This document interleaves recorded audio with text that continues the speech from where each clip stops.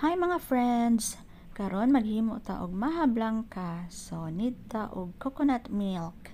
2 glasses of coconut milk nga atong ibutang sa atong kalaha. And then naadayon tay evap. Isa ka baso nga evap. Then naadayon tay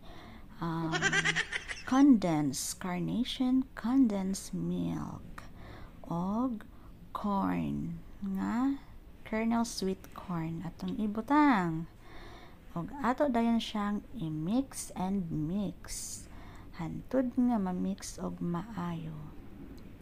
Dayon ato ni siyang takluban og mubukal na dayon siya.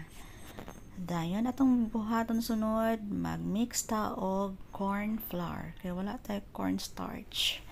Expire ang cornstarch sa akong miga og atong ibubo na sa ato ang mixture og i-mix og nana ang ato ang maha blanca, creamy maha blanca ang request sa ako ang amiga. Thank you for watching. Bye.